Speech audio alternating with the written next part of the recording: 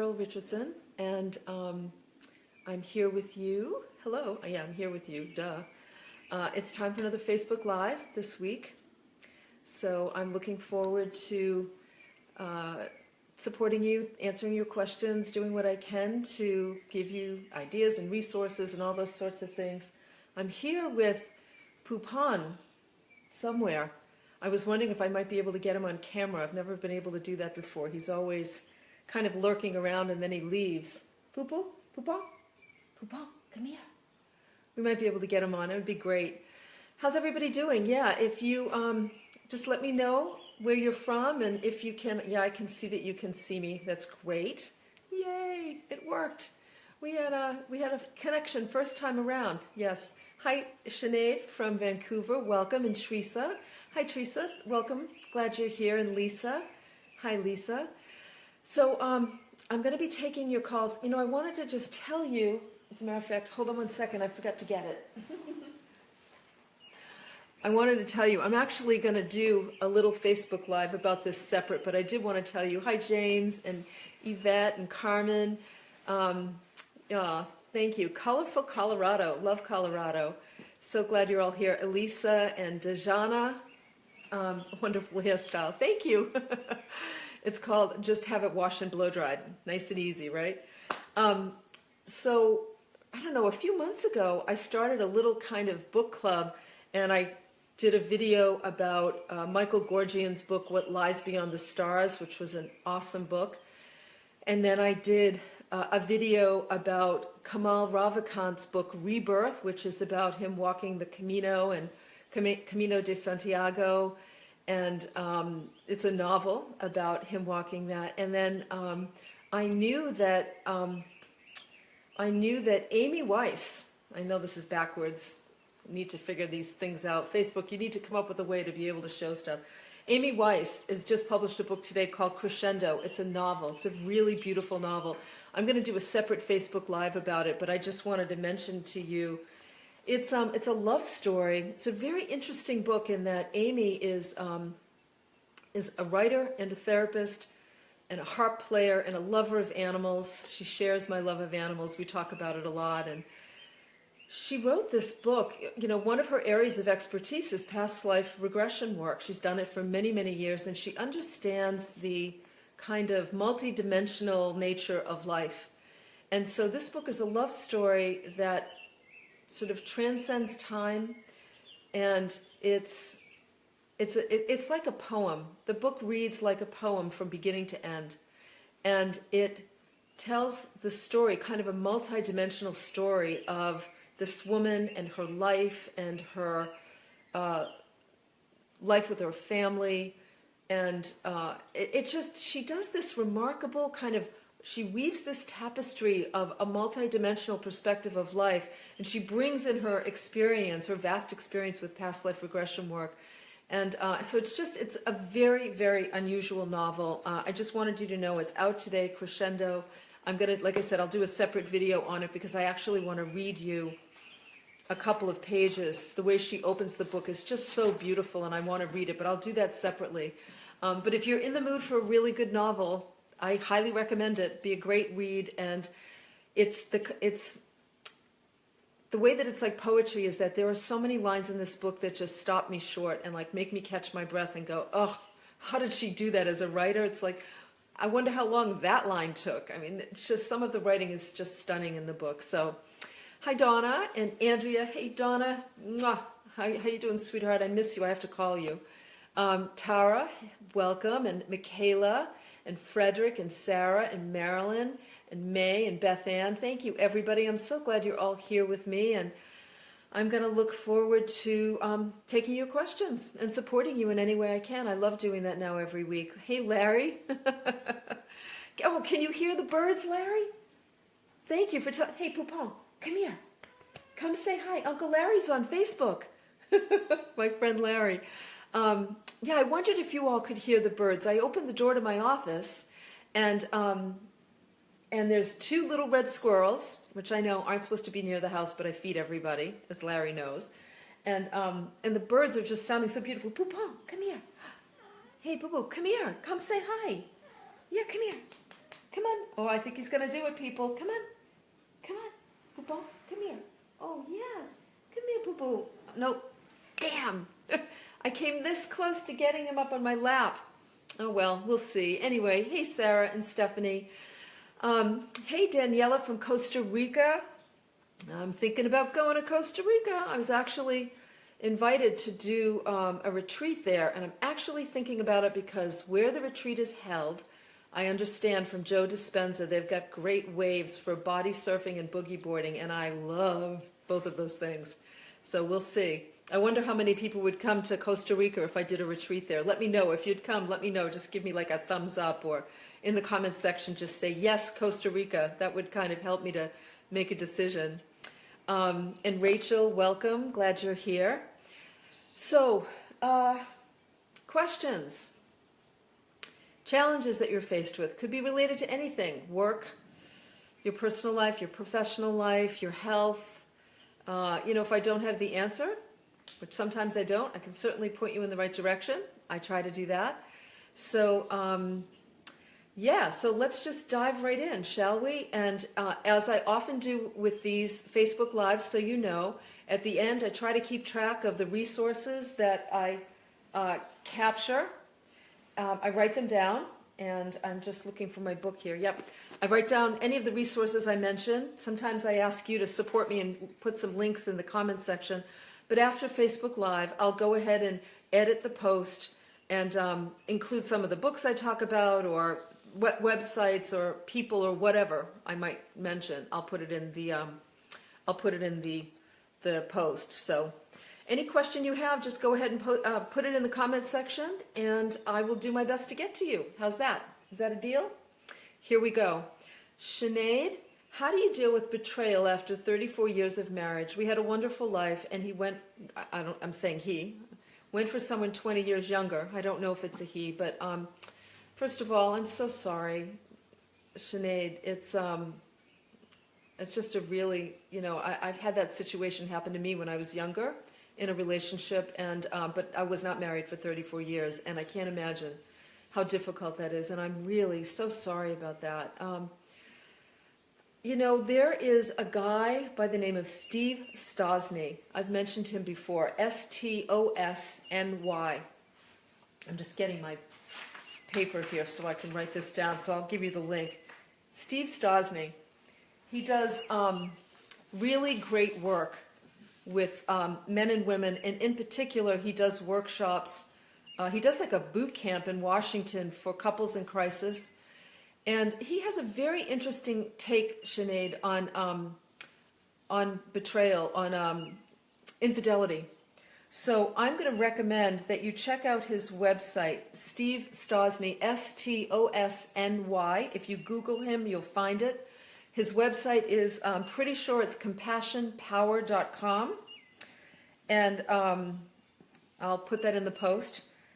I would really recommend listening, if you can, to some of his audios. I think that would really help you.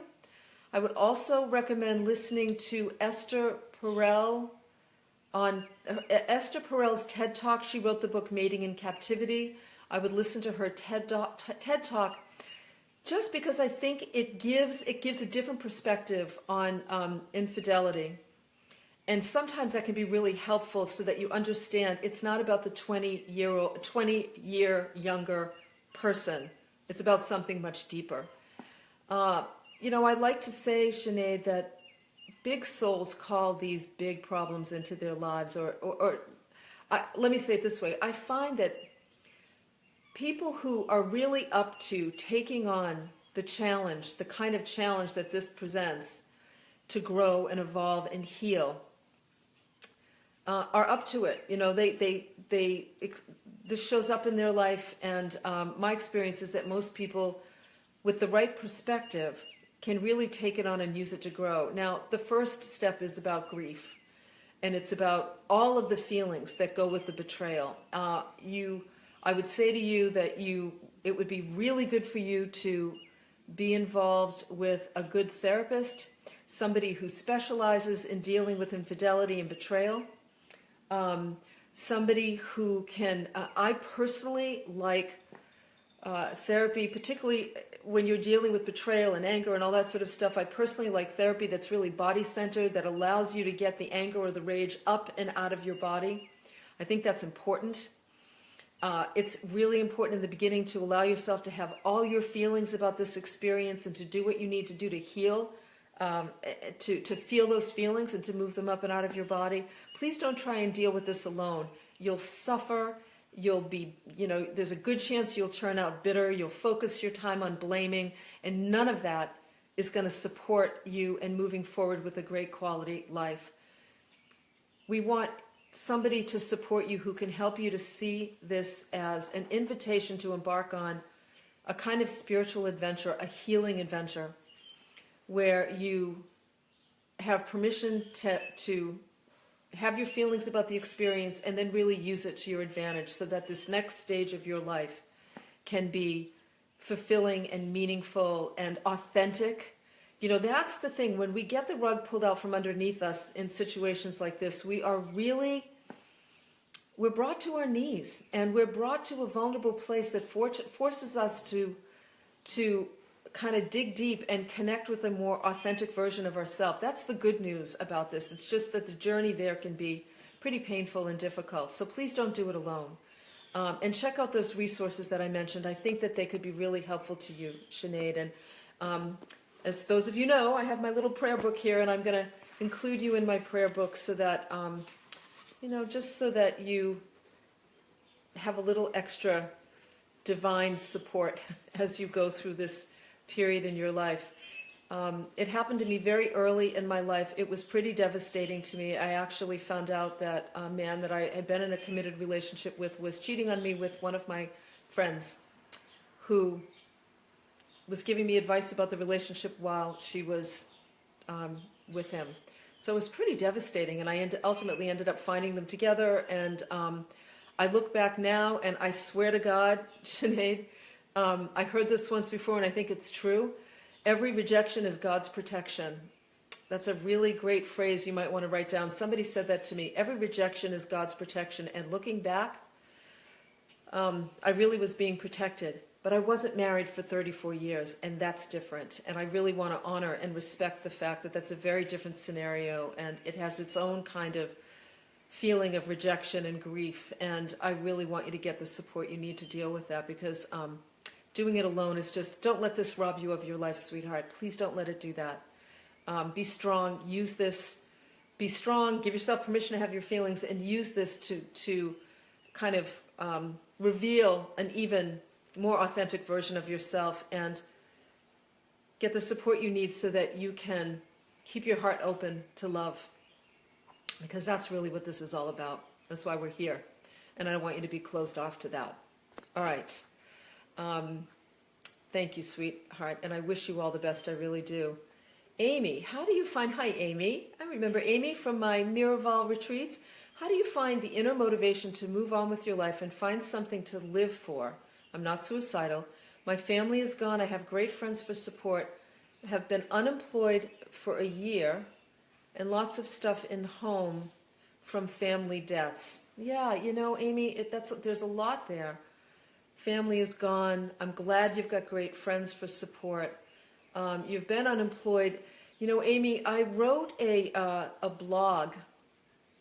And if you go to CherylRichardson.com, this is true for everybody, and I'm gonna make a note. I'm gonna see if I can find it.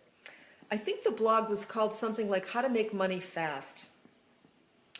And as a matter of fact, if you go to my YouTube channel, Cheryl Richardson TV, I'm pretty sure I did a video about how to make money fast, and it was really for people who have been unemployed for quite some time and are really struggling and scared financially. And Amy, I'm going to sort of take a big picture approach here, first of all, on the unemployment front, and say that we are embarking on a very powerful transition, a paradigm shift, really, I believe, in the world, in our country in particular, where we're starting to make the shift from traditional corporate jobs to more contract consulting and entrepreneurial type work. James Altucher has a great book called Choose Yourself. I highly recommend that. I'm going to make a note to put that in the post as well. But I wrote the blog, How to Make Money Faster, something like that. Again, if you go to CherylRichardson.com, there's a search box. Just put in how to make money, or put money, and you'll see the blogs will come up. You can search multiple years of blogs.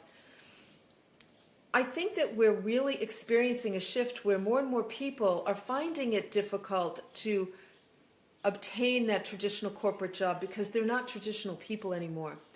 And there are ways in which the idea of a portfolio career, which is somebody who does multiple different things to earn their living, it's something I've done all my life because I like variety, and I'm not a cubicle gal, and I'm not a good employee. I would just piss people off, and I'm not well behaved. I'm just not. And so, but I'm smart, and I've got skills, and whether I started out waiting tables, and I've always talked about how I love that work, felt very entrepreneurial to me, and then went on to do different kinds of consulting work. More and more people are recognizing, identifying the skills they have that can earn them a living that they enjoy using, and those skills can be varied, and they're using those different skills to earn a living for themselves. So they create a portfolio career, or a kind of career that includes multiple jobs or multiple ways that they use skills. I think we're moving in that direction, and more people are finding it hard. And I'm curious, there's a lot of people watching this, so tell me, give me a thumbs up if you feel like you're one of those people that just doesn't fit in corporate America anymore. I'd be curious to just see how many thumbs up we get. If you're somebody who really feels like you just don't want to be in that box anymore. Yeah, so we've got people doing that. Yeah, a lot of people. See, okay, great.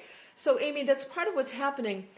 I think it's important to begin. There's a lot of people that feel that way. Either that, or there's one person who really feels that way, and they're just like tapping that thumbs up. There are a lot of different ways that you may be able to earn a living, Amy.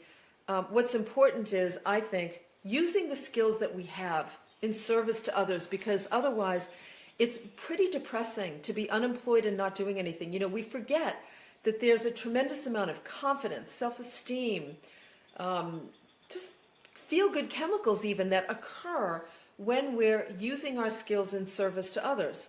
So I think that that's important.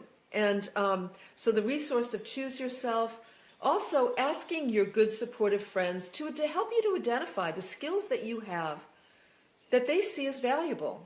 Like, I know the friends that I can call who are really great organizers. If I wanted to hire somebody to organize for me, if I want somebody to do research for me, I'm going to call my friend Robin. She's just a kick-ass researcher. If I need, if we need help around the house with projects, if Michael and I, are busy and we don't want to be doing projects, which is pretty much all the time, I know I can call my friend Larry and say, Larry, here's what we need to do, and he's awesome at it. He's going to come and do it. So having friends help you to identify, Amy, the skills that you have that may be able to be used right now to help you to start earning a living. I think that's going to help to provide some confidence and self-esteem that gets whittled away when we're unemployed for long periods of time. Grieving, if you've had a lot of deaths and you've lost a lot of family, that's its own special kind of grief. I've said this before, I lost my dad in November. His brother died a few months later. My mother's brother died just last month. And it's the first time that I started to have this sense of like the family tree was starting to just lose places. And it's disorienting. And it brings up all kinds of existential questions, and it makes us deal with our own mortality. There's a lot there. We can't be dealing with those things alone. I would be looking, Amy, for maybe a really great grief support group, a place where that's got a lot of healing, led by somebody really smart, so that you have a safe place to go to be able to work through some of the stuff, and to also create a bit of a soul family that can really support you in feeling a new sense of family in your life. I think those things are going to be important. Your question started with, how do we find the inner motivation? When we are feeling down and out, the place that so many of us go to is this idea that if I just need a good kick in the butt. Anybody ever feel that way? Again, give me a thumbs up if like that's the place you go to. When things aren't working and you feel like you're not moving forward in the way, the place we go to is, I just have to give myself, I just need to like get my act together. I've got to kick myself in the butt, or I need to like, yeah, see, a lot of people feel this way. Amy, I think you all can see the thumbs up going by, right? Look at that. That's the last place we want to go. It doesn't work. I say it all the time. If beating ourselves up worked, we'd all be thin, rich, and happy because we do it all the time. The place we need to go to find inner motivation is exquisite tenderness with ourselves. It's kindness with ourselves. It's speaking to the young parts of us that get activated when we're scared, and especially when we experience loss. We go into a regress state, which means we go into this place where the young parts of us get activated, and suddenly they start running the show. When my dad died, I found myself walking around the house just literally saying out loud, "Daddy, Daddy, Daddy, Daddy." And I thought, oh my God, that's a really, really young part who's missing her dad. And I needed to sit down and breathe and put my hand on my heart and say to that young part of me, "Sweetheart, I'm here. I hear you. I get how sad you are." I was just exquisitely tender with that very, very young part of me. And I just let myself cry, and I let myself say, "Daddy, Daddy, Daddy, Daddy," as many times as I needed to. We're not taught to do that. Instead, we're taught to just, you just got to suck it up, Amy, and find the inner motivation. That's complete bullshit. It's not going to work. What's going to work is tenderness and kindness and love and self-love and tending to the young parts of you. And asking your friends to help you see the strengths that you might not be able to see so you can use those skills to your advantage. I guarantee you, and as I write in this blog, there are people in your life who would pay for some of the things you do well. And Amy, if I remember correctly, I think you're a financial person. I think you're an accountant. You can give me, let me know in the comments section, and there are a whole host of people that would benefit from your experience. Yes. Amen. IFS therapy. Internal family systems work. It's a kind of therapy, IFS, internal family systems. I think it's a really powerful therapy. It's there's been forms of that kind of work around for decades.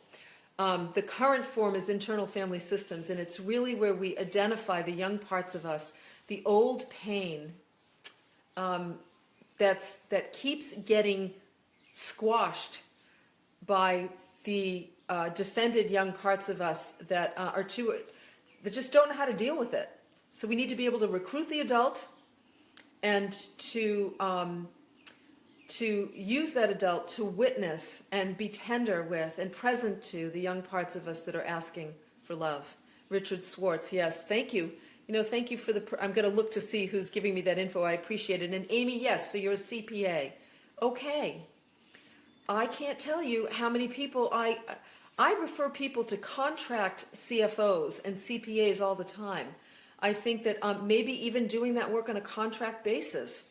I don't know if you've considered that, but sort of, shifting your perspective around that could be really great. Anyway, I hope that's helpful, Amy, and I'm going to put you on my prayer list too.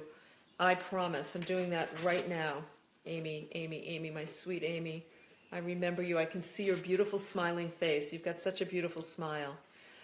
All right, let's see. Who else do we have here? Hi, Christina from Colorado. Thank you. Doris, thank you. Compassion Power. I appreciate you putting that in there. Yay, Anne Maria. Client canceled, so you get to watch. I hope I'm saying something that you needed to hear. Let's see. Okay. Yeah, Jessica says, ways to help not sweat the small stuff. First of all, I'd get the book. Don't Sweat the Small Stuff. It's a great book. Richard, what's his name? Hey, Papa. I'm trying to remember his name. I know he's passed away, but Don't Sweat the Small Stuff is a really, it's a book that I would actually read, Jessica. There is also another book. Oh my goodness. I'm going to try and come up with the title. I know where it is in my library because it's one of the few books that I read about once a year, and I love it, and I can't think of the name, but I shouldn't say that. I can think of the name, and it's coming to me. It's a really great book, and I'll see if I can find it. I think I know right where it is. I wish I could. It's about it's about positive psychology, and it's not Martin Seligman. Anyway, I'll see if I can find it. I'm glad you can hear the birds, Jess. So yes, the small stuff builds up sometime, and I feel like I want to explode. If you get to the point where you feel like you want to explode, you've taken too long to take good care of yourself. So it's really important, Jessica, that you start to notice early on when you're feeling pressured, when you're feeling overwhelmed, when you need support, so that you start naming it. For you, a practice of presence 10 minutes a day with an alarm set, I think would be really, really helpful. And make it a 2-week commitment, 10 minutes a day. I don't care when you do it during the day. Feather your nest, as David G says. Create a very comfortable place for yourself, so that you are, you feel good where you are, where you're sitting when you're going to sit quietly for 10 minutes. And then what you'll see, Jessica, is a practice of presence will return you. It's going to just return you to center. It's going to help create some kind of, it's going to synchronize both hemispheres of your brain. It's going to create a sense of calm that's going to allow you to identify what you need and how you're going to go about getting that need met. And read Don't Sweat the Small Stuff. I think that's a really good idea. Helen says, I want to become a life coach. What's stopping me is the money investment. I do not have it at the moment. Well, Helen, the first thing I say to people is, if you're thinking of becoming a coach, the first investment you ought to make is in getting your own coach and being coached yourself. Too many people I've seen over the years get involved in coaching for the wrong reasons. They invest a lot of money in training, and they wind up feeling really frustrated by it and not being able to build a successful business, because it really is a business. It took me 2 years to build a referral-generated practice with a waiting list. I just need to take a drink. 2 years. So that meant I had to be working a job while I was building my practice. People don't realize you have to do that. So I would think about investing the money in getting coached first and really exploring why you want to become a coach. What it is that's motivating you to do that. Can you hear these birds? My goodness. We love you, birds. Thank you for being here. I would also go to the International Coach Federation website. That's coachfederation.org. It's the largest independent association. I would check out the training organizations that they have certified or credentialed. I forget what they call it. I would look, Helen, to see a lot of training organizations have free, like introductory, teleclasses you can take or virtual classes you can take. I would take as many as you can from different training organizations. Take whatever is available for free, take it.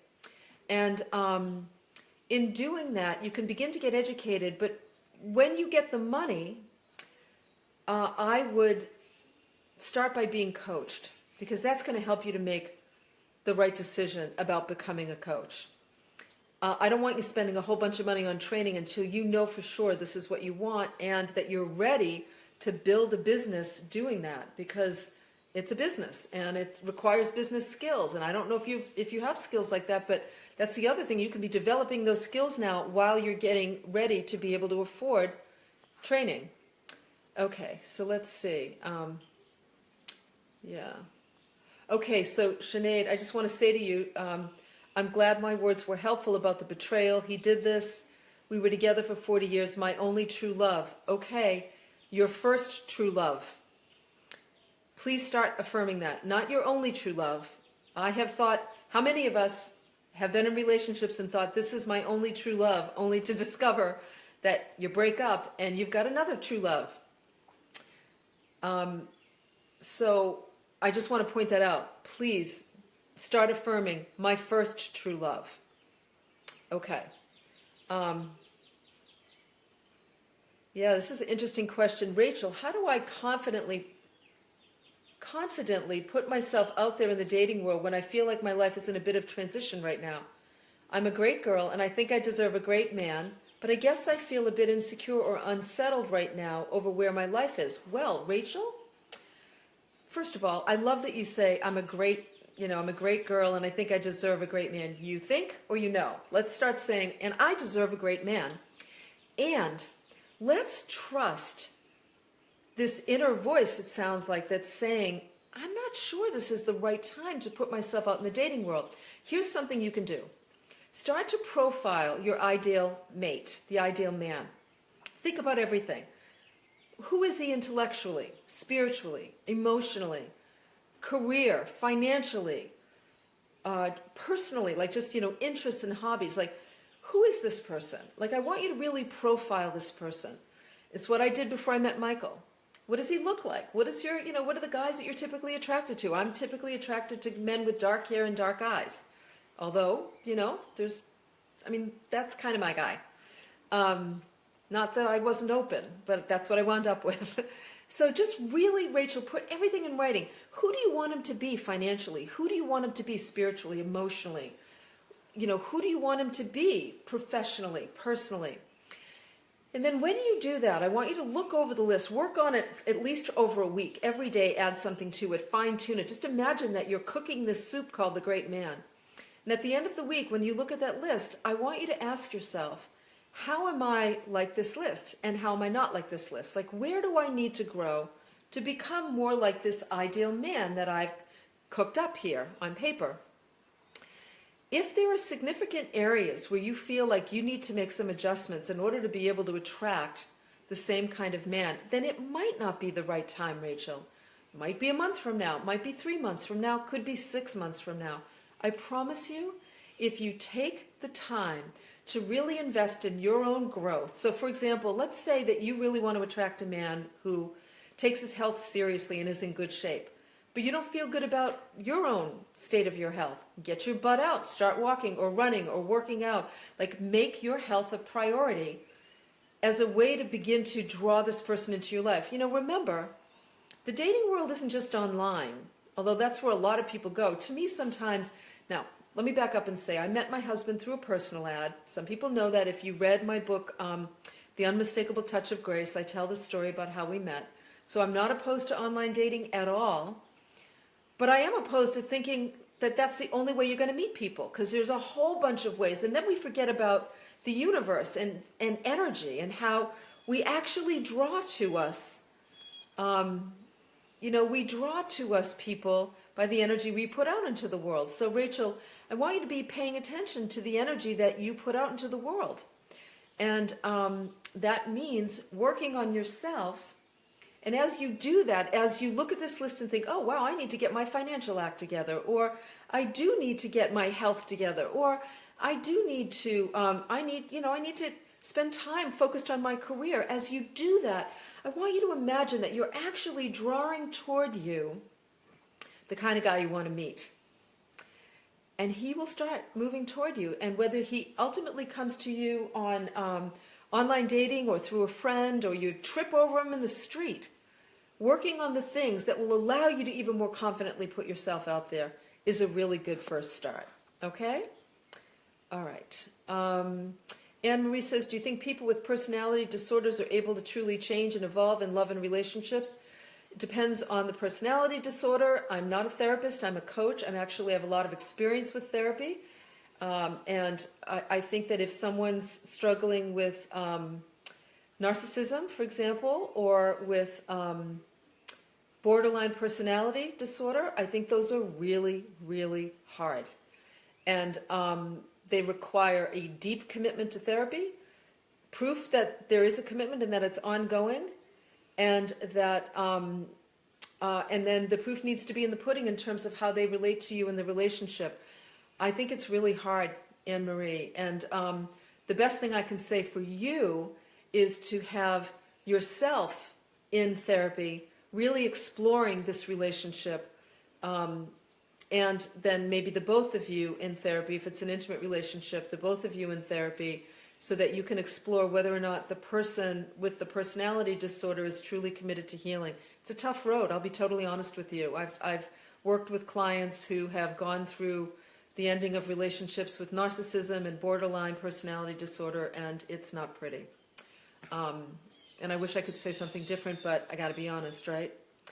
Okay. Let's see. What else do we have here? Oh, thank you, Marianne. She's posting a link to the video, How to Make Money Now, on my YouTube channel, and the book, Choose Yourself. You guys are great the way you provide the resources. It's like a community effort, isn't it? I love that. Thank you. Yeah, so let's see what other questions we have. How do I stay authentic when I work next to a lady who I try and find compassion with? She's controlling and has had 3 people that didn't last in my role because of her projections. I have tried everything, flowers, love, angel protection, and it's hard to stay in my power with self-worth. Well, you know, here's what I would say to that, Sonia. You're very sweet with flowers and love and angel protection. I think that's really admirable and loving. I think it's a great place to start. And I think if somebody is controlling and inappropriate, sometimes you have to recognize that you just can't make sanity out of an insane situation, and you may in fact need to leave. Don't let pride make you hang in there. I think if somebody is just, if somebody doesn't want to grow or doesn't want to have some kind of a two-way healthy relationship, then I would celebrate being person number 4 who leaves and go on and move on to a job that you really love. Here's why, Sonia. I mean, and you could try to have a straight conversation with this person. Don't try and buy their love and their sanity. Just like say to them, look, you know what? Here's the deal.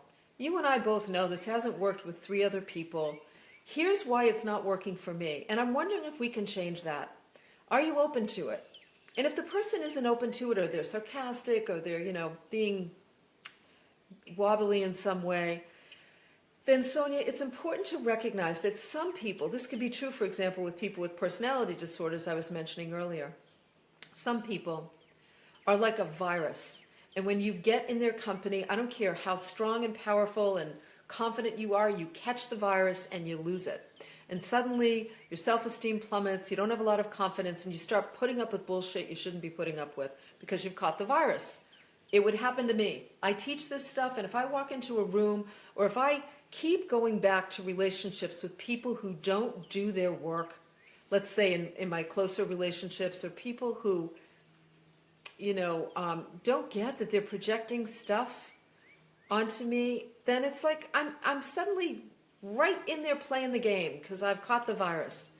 And the trick is to just stay away from the virus so that your emotional immune system can get strong, and so that you can enter into healthy work relationships and personal relationships without having to always be managing the loss of your power. I mean, who wants to deal with that? I don't.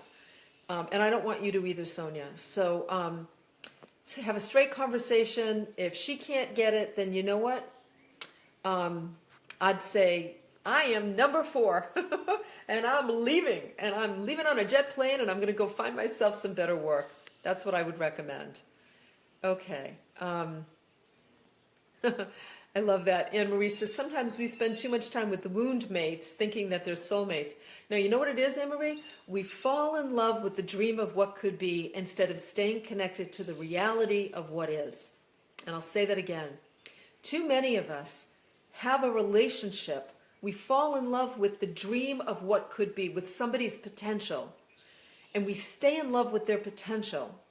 And this could be at work, personal life, whatever. We stay in love with their potential, and we, without facing the reality of what's right in front of us and what isn't working. And we need to stay connected to the truth of what's going on. It's the only way things can heal. Only way relationships can heal. And if we keep, you know, oh, but he might, or she might, or there's so much potential, or, you know, they're trying, they're really trying, but then you wind up back at square one again. It's like, come on, you know, enough already. Let's face reality and deal with that. And sometimes the most loving thing we can do for others is to just set a boundary and go, you know what, I need you to step up to the plate here. We either need to get help to figure this relationship out, or it's going to have to end.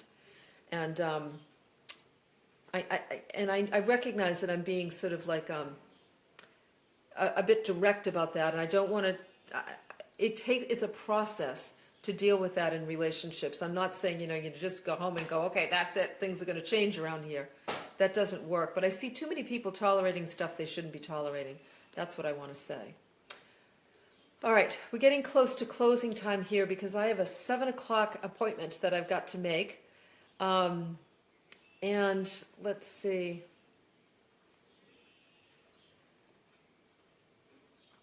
Okay, thank you so much. Hi, Scott, and hi, Ron.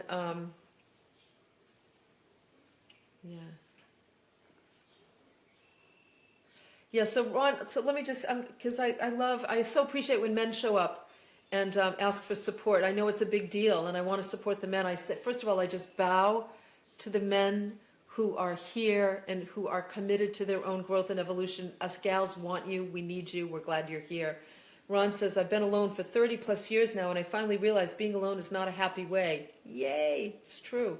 The lonely times are limitless. Have I been alone for so long that I can't respond or react to someone else being a part of my life? I've been so self-sufficient for so long, and I wonder if I can change. Yes, Ron, you can change.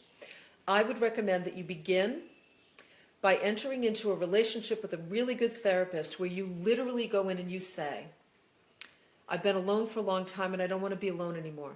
And I need to learn some relationship building skills. And I figured I'd start with you. And I want us to be able to meet on a weekly basis. And I want you to help me learn how to communicate with women. Maybe you want to see a woman, if that's, women or a man, depending on who you want to be in a relationship with. I want you to help teach me to communicate effectively. I would go to Psychology Today, the Find a Therapist section, of Psychology Today. If you Google it, you'll find it, Ron. Look for someone who specializes in communication skills and relationship building. And even if you had to work with someone over Skype, although I'd much rather see you working with someone in person, there is hope, Ron, and you don't have to be alone. And you're smart in recognizing that there's a way in which you've learned to operate in the world that might make it difficult to enter into a relationship. So let's just handle that first. And let's handle it by and you could even do work with a coach. In this situation, you could even look for a coach. Hi. You could even look for a coach who specializes in relationship skills. If you go to coachfederation.org, they have a coach referral service. You could look there as well for a resource. But take it on as a project. Decide, Ron, I'm going to get a PhD in relating to the kind of people I want to be in a relationship with, and I am going to learn relationship building skills. And make sure that you're subscribed to my weekly newsletter, because my husband Michael and I have been talking about doing a retreat together specifically around healthy relating, not just for couples. We get asked that all the time, but just, how to create healthy, loving relationships with anybody using smart relationship building skills, because we've got a broad toolbox that we both use in our own lives and in our lives with other people. So you'd be the first to know. If you get my newsletter every week, you'll know about something like that. Okay. I hope that's helpful, Ron, and thank you for being here. I'm really glad you are. See that? You're relating with me just fine. All right, everybody. I am going to go, and I'm going to say thank you.